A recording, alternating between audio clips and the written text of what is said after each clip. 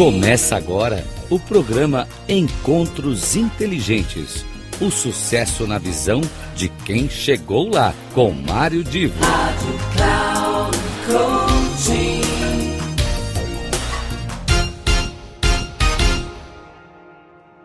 Começa agora mais um programa da série Encontros Inteligentes. Aquele espaço onde nós conversamos com pessoas que fizeram sucesso e por isso podem falar de sucesso. Hoje o meu bate-papo será com Isabel Cordeiro.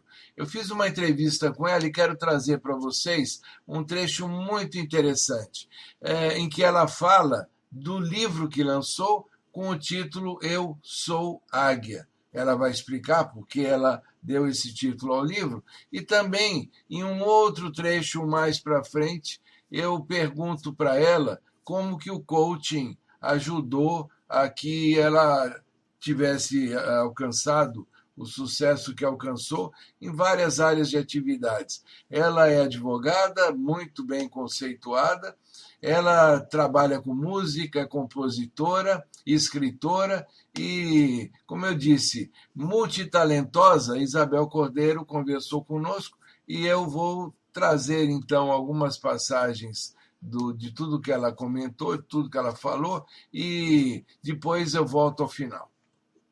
Mas sempre eu trago aquela pergunta que a pessoa que está lá do outro lado não espera.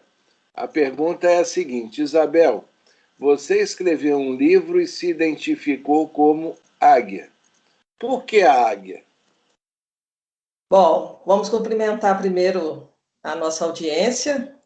Como você mesmo diz, não se sabe em que momento a pessoa vai estar nos assistindo, mas que você esteja-se muito bem nesse seu momento.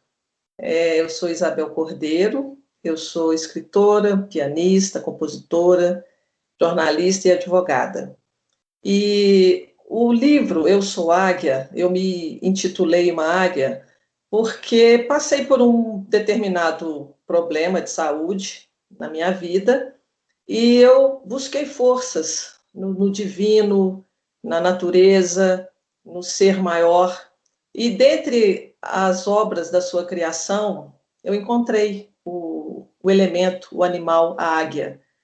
E a águia, fui conhecer um pouco mais da sua história, e é um dos animais que mais demonstra o poder do Criador e também o poder do ser humano na sua existência. A águia passa por um processo de renovação, mais ou menos na metade da sua vida, em torno dos seus 40 anos. Ela passa por um processo doloroso de transformação. Ela geralmente se isola, nesse processo, ela se mutila, de certa forma, ela quebra o seu bico, espera o bico ser reconstruído, arranca as suas unhas, porque ela já não tem mais condição de agarrar suas presas, ela fica sem condição de se alimentar, espera as unhas crescer e ela também arranca as penas velhas, que pesam o seu voo.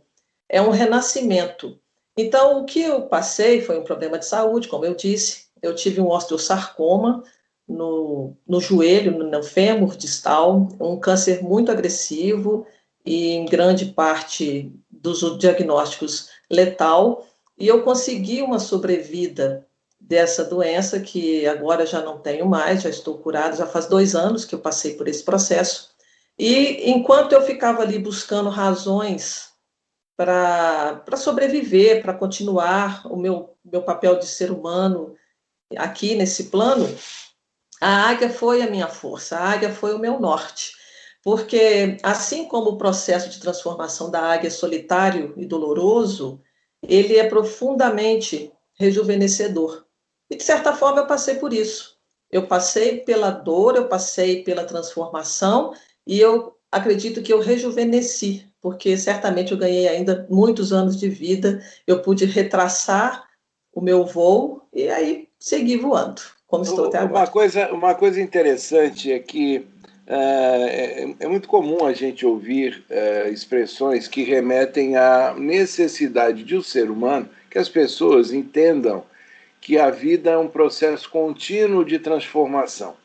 Ou seja, tudo aquilo que a gente quer assumir como algo presente e certo, não existe, porque a dinâmica do mundo faz com que estejamos sempre num processo de transformação. Agora, é claro que esse processo de transformação ele pode ser mais drástico, mais doloroso, mas em alguns momentos ele pode ser até controlado. Aí, na medida em que eu aceite que eu esteja no processo de transformação e tenha um pouquinho mais de condições de participar, agir com livre-arbítrio nesse processo. Aí a minha pergunta é em função do que você pontuou. Uma doença que chega a uma situação inesperada, mais drástica, como é que isso diferencia essa transformação? Porque me dá a sensação que ela atingiu você, além do lado físico, do lado mental, também num lado espiritual, num lado até, eu diria, de uma crença num universo muito maior do que talvez você naquele instante acreditasse. Eu estou interpretando correto? O momento drástico, o impacto, te leva para uma dimensão muito maior? Sim, pelo menos foi o que aconteceu comigo, porque existem questões que são muito terrenas, são materiais, que você resolve aqui num ambiente, digamos assim, muito raso. Eu até costumo dizer que tudo que você resolve com o dinheiro, na verdade, não é um problema, porque o dinheiro ele é algo que pode ser produzido, claro que em proporções diferentes, de acordo com a realidade de cada um. Mas quando você precisa de algo maior, de uma crença no invisível, o que eu chamo de fé, isso sim são as maiores provas que o ser humano precisa passar. E quando a ciência muitas vezes chega para você e fala, olha, não há mais o que fazer, aqui só a mão de Deus. Você vai escolher o quê? Pega na mão de Deus, né? Agora, tem pessoas que ainda assim são muito céticas. Quando você se vê diante de uma situação que você não pode fazer nada contra ela, que você depende realmente de confiança, de força, de fé, isso te leva naturalmente a repensar muitas questões.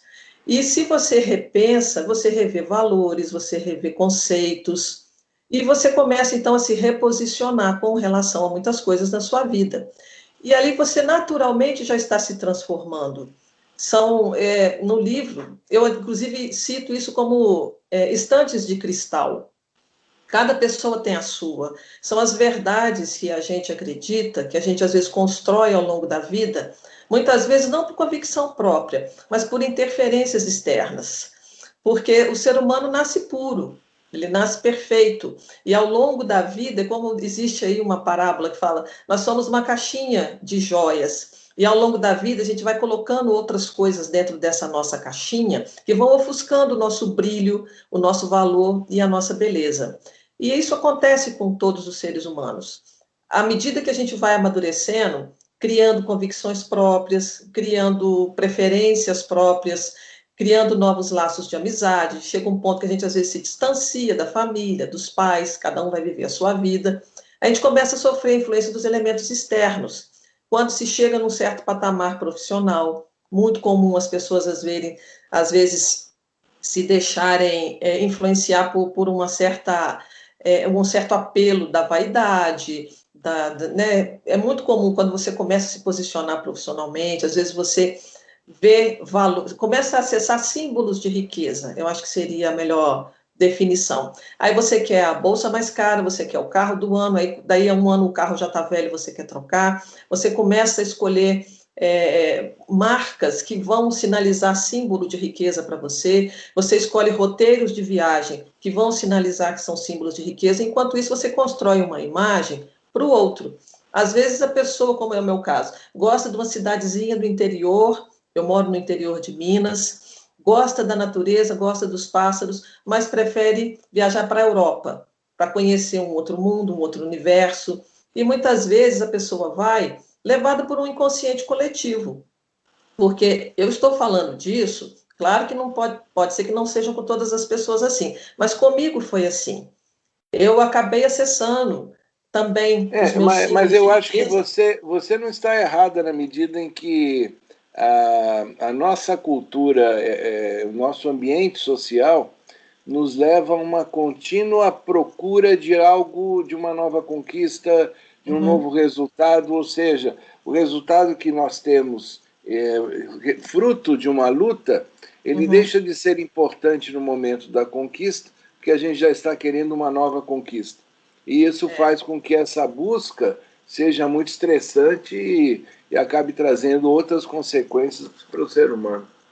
E quando você vai nesse caminho que não é o seu, muitas vezes, fazer esse caminho de volta é muito complicado.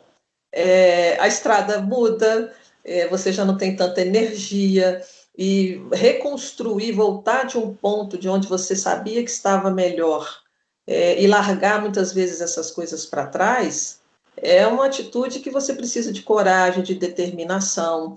E eu passei por esse processo de voltar para o encontro de mim mesma.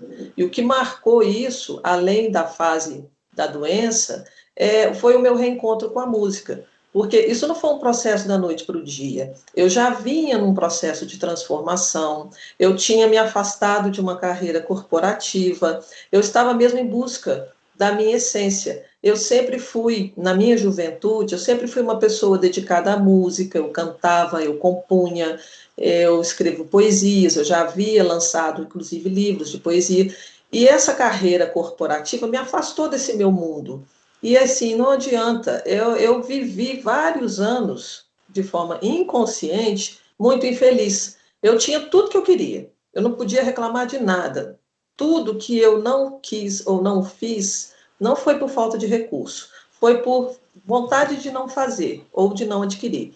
Então, quando chega um ponto que você pode ter tudo, materialmente falando, tudo que você quer, e você vê que não está em lugar nenhum, não adianta, você tem que voltar e ver o que é que está dentro de você, qual é o buraco que ficou. E foi aonde eu busquei o reencontro com a música, que foi um grande desafio também, porque eu já estava no caminho de volta para a música, onde a doença aconteceu, e eu tive que Me desculpa, interromper. só para uma pergunta que eu acho interessante. Você tinha a música na sua essência, você tinha a poesia, a cultura, digamos assim, de forma geral, no entanto, foi para a vida corporativa.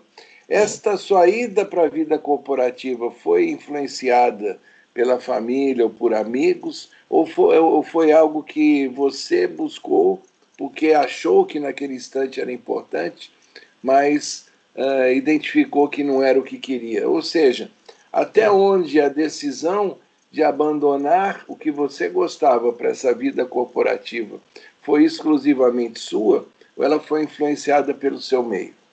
Não, ela foi 100% minha, foi absolutamente minha, no momento que eu desejei romper uma falsa ideia de que eu precisava ter melhores condições financeiras, eu precisava ter uma autonomia, eu precisava, de certa forma, sinalizar sucesso, mas através do dinheiro, não através da minha vida, do meu sucesso enquanto pessoa, da minha felicidade. Então, chegou um ponto na minha vida, eu estava em torno de 23 para 24 anos, que eu falei, olha, eu não quero mais essa vida limitada, restrita, eu quero passar pela rua num carro bom, eu quero frequentar o restaurante que eu quiser, sem precisar, às vezes, fazer conta de quanto eu tenho ou posso gastar. E isso, eu tenho uma questão muito peculiar, que eu trabalhei muito ao longo desses anos que eu venho por esse processo de transformação, que são os extremos. O maior problema, porque veja bem, não tem nada de errado da gente querer uma vida melhor, financeiramente melhor, porque isso também é conquista. O que aconteceu é que eu simplesmente achei que ou era uma coisa ou era outra. Ou era a música, a liberdade, a poesia, a alegria, ou era a vida de executiva, de seriedade, de formalismo, e eu simplesmente não soube conciliar. É uma postura que eu trabalhei muito para mudar em mim, que são os extremos. Eu tinha muita dificuldade de mesclar as coisas. Eu não sabia encontrar o caminho do meio. Agora, todo esse processo, ele foi respaldado por um grande programa de coaching que eu fiz. E isso realmente, inclusive, Mário, o livro nasceu do meu desejo de mostrar para as pessoas o quanto o coaching pode ajudar as pessoas a se reencontrarem e se tornarem seres humanos mais felizes. Porque a gente vê muita literatura sobre coaching, mas normalmente são profissionais explicando a metodologia e até, de certa forma, impulsionando o seu negócio.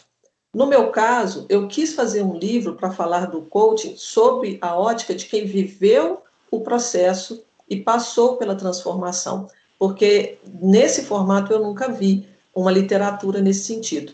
E eu acho que... Desculpa, só te interromper, às vezes eu faço isso no Não, fica à bate-papo, vontade. porque para não perder assim um elo, né? Aliás, um livro esse que depois a gente vai, você escreveu sem interesse financeiro, então é livre, e depois pessoas vão poder pedir o livro para você. Mas a minha questão é a seguinte, e a pergunta é muito delicada. Você está dizendo que entrou num processo, um problema pessoal, e o coaching fez uma diferença fundamental. E o livro mostra isso. Agora, muita gente questiona as fronteiras éticas entre o coaching ser aplicado e a terapia ou a psicologia estar envolvida. Sim. Essa fronteira hoje ela é muito questionada, muito discutida e polêmicas não faltam. Então a minha pergunta é, quando você fala em coaching, a pessoa com a qual você trabalhou também, ou você de alguma forma também trabalhou aspectos de terapia e psicologia, ou foi um instrumental puro do coaching? Olha, comigo, como eu digo, eu posso falar do que foi o meu processo.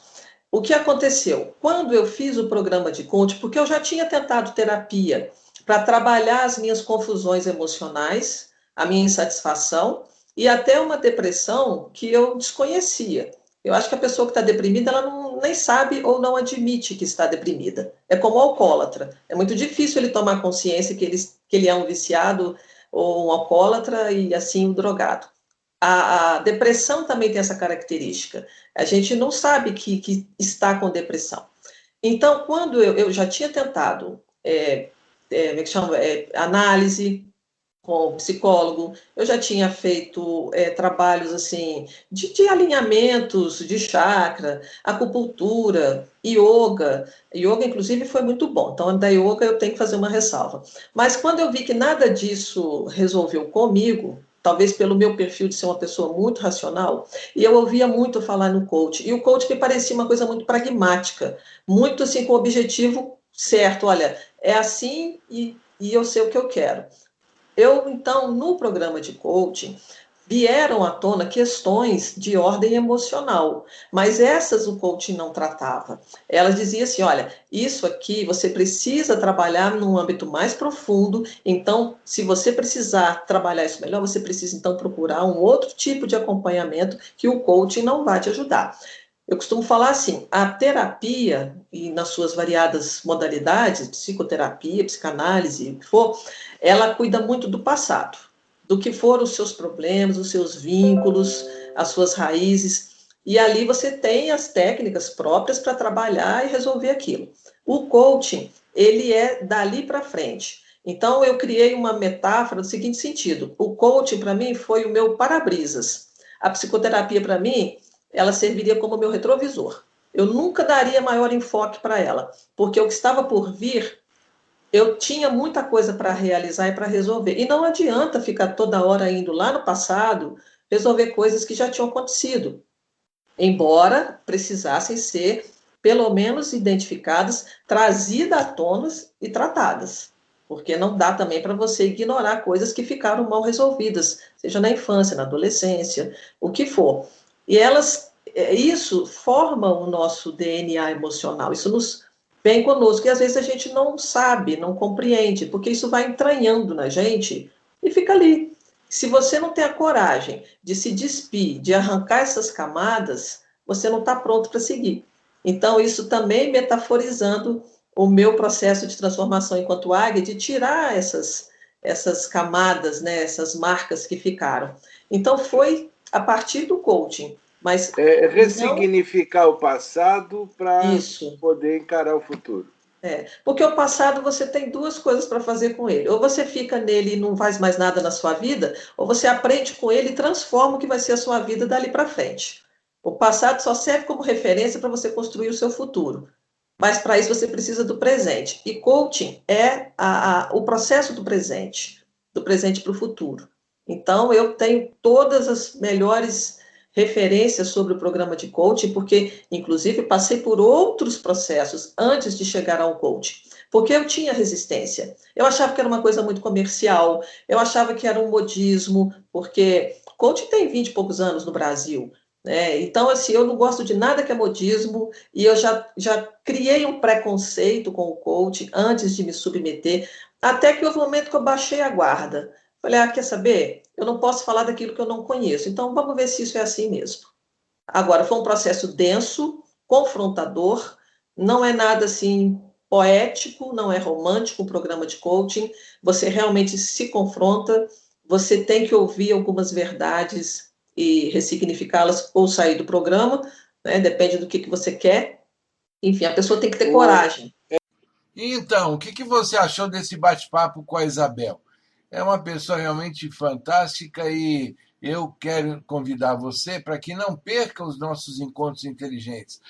Todos os momentos estamos conversando com quem fez sucesso, pode falar de sucesso, é sempre um papo interessante para você ouvir, refletir a respeito e, quem sabe, se inspirar nesse bate-papo para que muita coisa boa possa acontecer no seu futuro. Aqui é Mário Divo e eu espero você numa próxima oportunidade.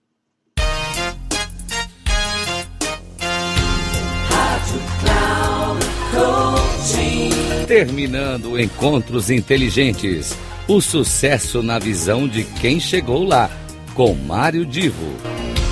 Rádio Cloud Coaching.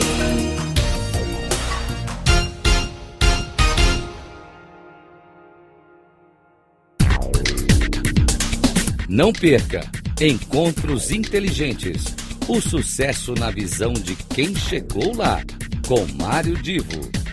Sempre às terças-feiras, às 8 da manhã, com reprise na quarta às 12 horas e na quinta às 16 horas, aqui na Rádio Cloud Coaching.